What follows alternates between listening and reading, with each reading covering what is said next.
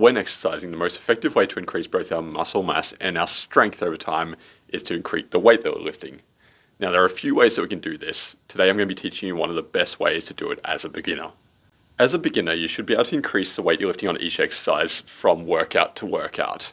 Now, how hard we should be pushing on these workouts? Well, you should be around 1 to 3 reps from failure. On exercises that are more complex, like the squat, deadlift, bench press, I want you to be a little bit further away from failure. And on exercises that are a lot more simple, like bicep curls and lateral raises, you can push a little bit close to failure. Now, the caveat here is that when you're first starting out, you're not really going to know what 1 to 3 reps from failure feels like. So it's not going to hurt to push some of your exercises to failure just to find out what that feels like. Just make sure you do it on exercises that you feel comfortable in pushing to failure. So probably not a squat and probably not a bench press unless you have a spotter. Once you've found the appropriate weight, you should start to increase the amount that you're lifting by around 2.5 to 5 kilos every time you do that exercise.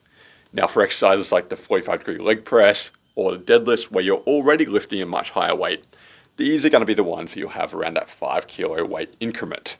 For exercises like your bicep curls again or your lateral raises, it's only going to be around 2.5 or even less if possible. Once this workout to workout progression stalls, then we move to increasing the weight every other workout with a focus on making sure that the second session feels easier than the first of that weight. If you're still unable to reach your rep target after keeping that weight the same for 2 weeks in a row, then we want to look at a mini deload.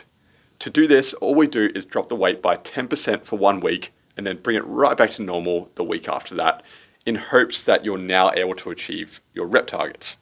This whole process might look something like the table below.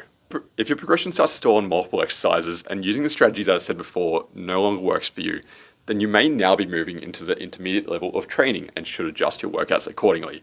I'll teach you how to do this in the next video.